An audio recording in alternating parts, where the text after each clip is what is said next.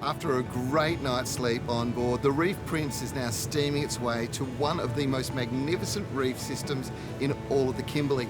Montgomery Reef is a must visit. I'm really excited to be exploring it today.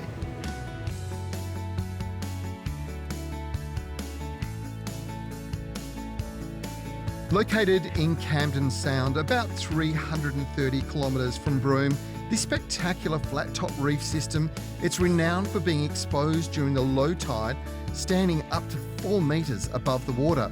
But during the high tide, you wouldn't even know it's there. Tides here can be as large as 12 metres, and it's hard to get your head around such a massive movement of water and how it can occur in such a small period of time. Jasmine, this is a truly remarkable reef system, but who was Montgomery? So Montgomery, the name came from Andrew Montgomery, who was a surgeon aboard the maiden voyage from Philip Parker King, who came out here in about 1820 or around that. He was exploring the Kimberley region. So Andrew Montgomery actually got speared by the Indigenous tribe that were living on the islands or the reef at that point. They thought he was going to die. They were a bit worried. So they decided to name something remarkable after him. And the reef system is truly remarkable. Yeah, definitely. Yeah, he'd be thinking to himself, I did pretty well out of this.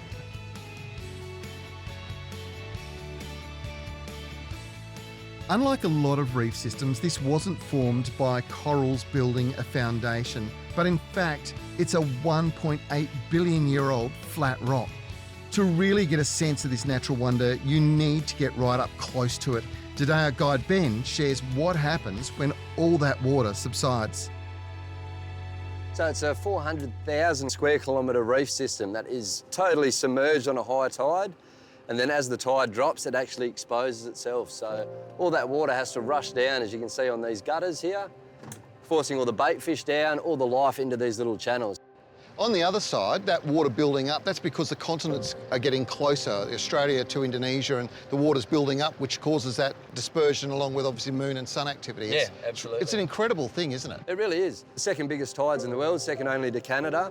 A lot of the people think that it's 12 metres from the water's edge, but that's not the case. It's 12 metres in sea height, so on a flat surface, that could go for kilometres and you won't outrun it. Wow. Tell me about some of the animals that we expect to see around here. A lot of turtles. It's actually called Turtle Alley, so keep your eyes peeled for them. A lot of fish as well. You've got to imagine there's paddocks full of bait fish up on these flats, and they get washed down in here. So a lot of predatory fish wait here just to ambush them as they come off the flats. I can see bird life as well, so they're all sitting waiting for them to come through. It's a real lively ecosystem, isn't it? Absolutely, it is. It's absolutely alive. It's now a green zone, which is really good, so hopefully it'll stay this way for many years to come.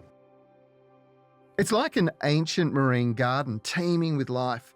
All the miniature waterfalls giving this place a real sense of magic. It's breathtaking. This really is a rare opportunity to see this delicate ecosystem up so close.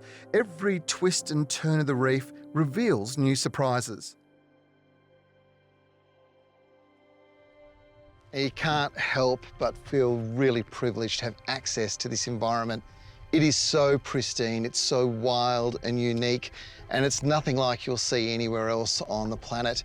And being able to head into this environment when you've got turtles popping up around the outside and be guided by experts like Ben is, well, it's very fulfilling. It actually makes sure that you're learning as you're going and understanding just how important it is to make sure we preserve it.